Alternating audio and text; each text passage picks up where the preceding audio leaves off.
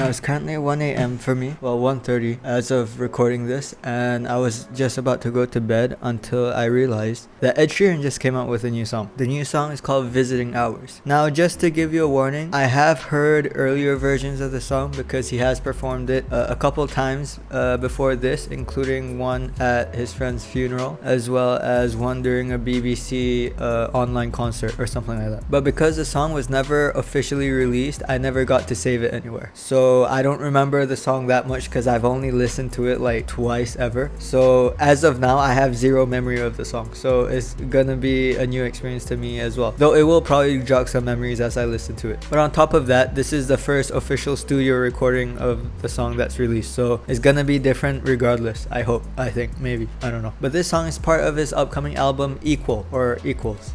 I don't know, which is the fourth album of his 5-part album series, starting with Plus, then Multiply, then Divide, now Equal. Now, I will say it is weird that it's not called Minus, because you'd think that Equal would be the last one of the bunch, you know? Because all there is left is minus. Unless he pulls off a weird, deep math symbol that no one uses, like the derivative of. But yeah, a little weird. It has a maroon. Is it maroon? Yeah, it has a maroon color scheme to it because that's another feature of these albums. The previous one was blue and then there was green and orange. This one is very clearly maroon. And yeah, let's just get into it.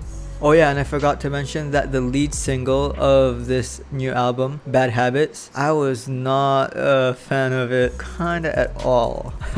But to be fair, Ed Sheeran did predict this because in all of his interviews he did say that this song was going to be very different and that some people will like it, some people won't. And he also followed that up with the album has something for everyone. And let me just add a bit more context. I'm a huge Ed Sheeran fan. Okay, maybe huge is an exaggeration, but I really like his music. I'm not like a fanboy or anything, because I barely knew that he had a new album coming out when he released Bad Habits. Like that came out of nowhere. I only found out about that news right before the song came out. But yeah, I was not a big fan of the song itself, but you know, it's Ed Sheeran and he doesn't disappoint often, I'll say it that way. So let's see what he has. So this is one of the performances I saw. This was the one at a funeral, I think. So let's see. Okay, yeah, I'm starting to recognize the melodies from the first times I've heard it. I love the choir.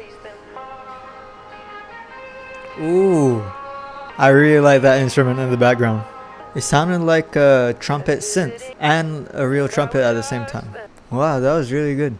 Definitely better than I thought it would be. And that's not to say because I didn't like the song to begin with. It's just that I remember when first hearing the song through his performances, I remember vaguely thinking to myself, yeah, this sounds like any other Ed Sheeran song. Acoustic. But that's because it's live. And if you know anything about Ed Sheeran, 90% of all his performances are live. I mean, 90% of all his performances are purely acoustic. So this version added so much more depth to it, which was really, really nice. I don't know if it was just him doing the background vocals or if he had a choir on board. But whatever that was, the choir effect that it made sounded really nice. And yeah, this version has so much more depth and atmosphere to it, which I dig. And it's not just fully acoustic. The instrument used at the ending, not the ending, but like that instrumental bit at what I assume is a bridge, that sounded very much like a trumpet but a synth at the same time. I'm not sure how to explain it, but that part, I really liked it. While all the acoustics were going on, all of a sudden something super non-acoustic all of a sudden takes over the sound, which was super nice. And it was also like, wasn't completely unacoustic because it had the trumpet element to that sound while also sounding artificial.